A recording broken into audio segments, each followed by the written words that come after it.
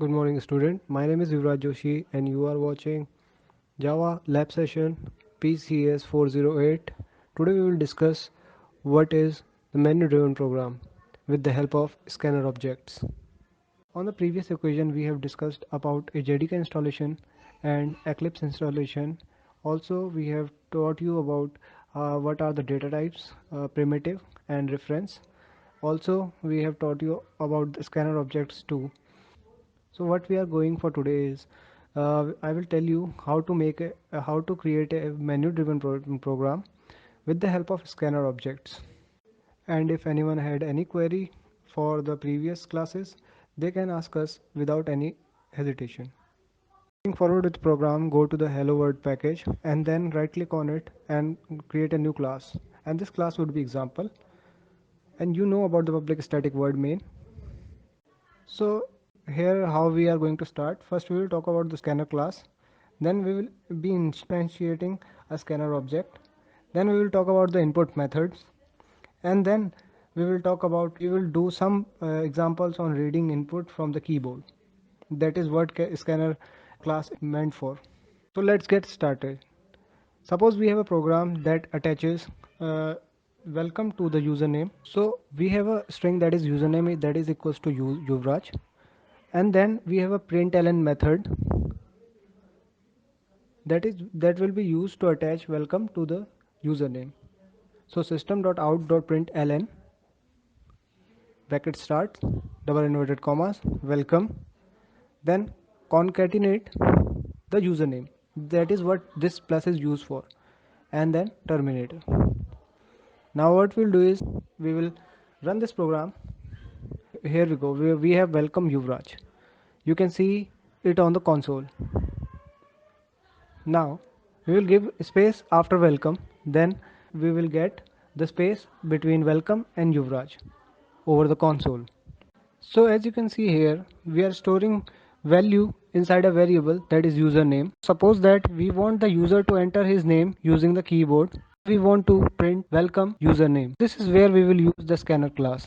It allows us to read input from the keyboard. So for example, we will be able to tell the user to input his name, and after that we can store that name inside a variable or we can print it. So because we have to use the scanner class, then we have to instantiate a scanner object. So we are going to create a variable of type scanner. So here we are going to start with the class name scanner, and we have a variable that is sc. This can be anything equals to new scanner, and here you can see it is a constructor.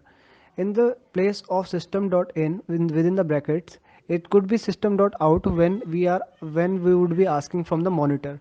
So here we are going to ask it from the keyboard. So we are writing system.in.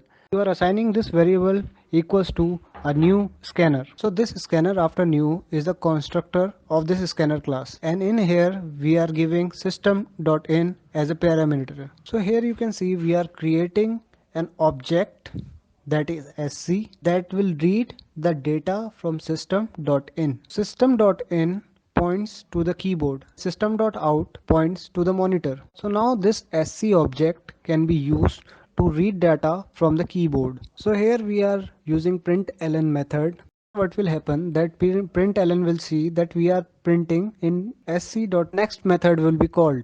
Then the program will pause execution and it will wait for the user to enter some data. So then I will run. As you can see that we have made the sc object, and then we are running this program in which we have a public class that is example, and we have imported the scanner util.scanner, and now after execution you can see that at the console we are entering Yuvraj, and see after pressing enter the Yuvraj is printed due to the scanner class. Run as. I will again run this program, and you can see that I have written Rajendra and it is printing Rajendra. So you can see that what scanner classes do is it will pause the execution, and then it will wait for the user to enter some data, and then when we will enter the data, we have to hit enter and the data is printed again. So similarly, like we have given sc.next, this method waits for the user to enter the next data.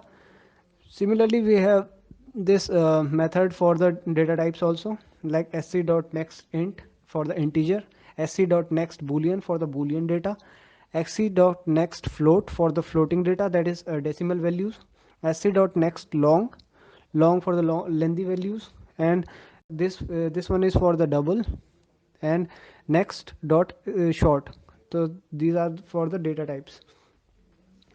As you can see that we have not given here the character type values, character type, because it can't be used for the character. I will tell you how it will be used for the char.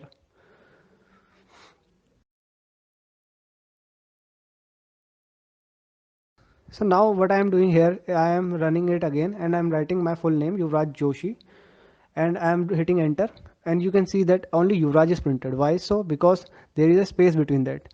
This next method doesn't print the things after space, so I will put here dot next line method.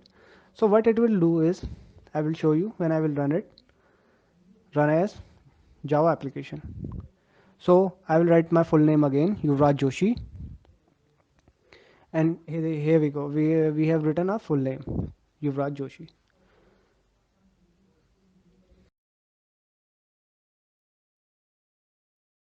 So now I will, like, it is a small menu driven program. So I am asking the user to please enter your name, and I am giving the space after the colon. Then I am writing here welcome. I will show you the concept of concatenation again and again, so you can learn how to deal with it and how to experiment with it. In the another println method, I will write welcome in the double inverted commas. After that plus sc.next. Any user who will input the name or something, the value after the execution of the program will get printed between welcome and greetings. So it is asking please enter a name after execution. So I write Yuvraj and I hit enter. So it is saying welcome Yuvraj, greetings. It is a small menu driven program. You can experiment it as you like it. So I'm writing my full name here. You can see, will it write